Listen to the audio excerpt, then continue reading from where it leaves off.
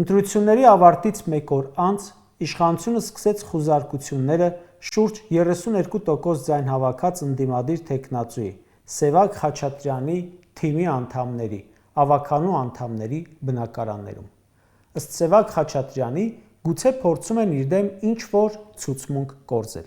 Լրագրողները մինչև ընտրություններ Սևակ Խաչատրյանին հարց էին տալիս. եթե ընտրվեք, ձեզ ինչ հիմքով կարող են կալանավորել, որովհետև բոլորս արդեն գիտենք, եթե ընդդիմադիրը հաղթում է ՔՊ-ին, վերջը կալանքն է կամ սպանվում է։ Նիկոլ Փաշինյանը, երբ չի կարողանում քաղաքական առումով իր հակառակորդի հետ հարցերը լուծել, ասում է. դատախազություն, ես ինչ կարողացա արեցի, դու մտի, քննչական կոմիտե, դու էլ այդ կողմից մտի, հակակոռուպցիոնն էլ թող իր կողմից մտնի։ Դա քաղաքական այս աբսուրդի անբաժան մասն է։ Բոլորս արդեն սովոր ենք, որ կապ չունի, թե ինչ հաղորդագրություն է հակակոռուպցիոնը տարածել։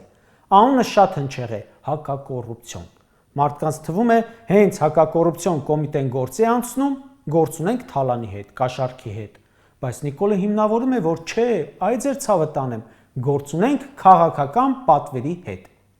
Թե ինչ հաղորդագրություն եւ ուրեմն կտարածեն, ինչ գաղտնալսում ձայնագրություն կտարածեն, չեմ էլ անդրադառնում։ Արդեն ժողովուրդը գիտի, որ սրանք մոնտաժի ծրագրեր ունեն իրենց համակարգիչներում եւ այստեղից այնտեղից կտրում, դնում են, տակնել, ինչ ուզում են գրում են։ Մարդիկ ընտրական քարոզարշավի մեջ են մտել։ Պրոբլեմ չէ գլխներին սարքելը։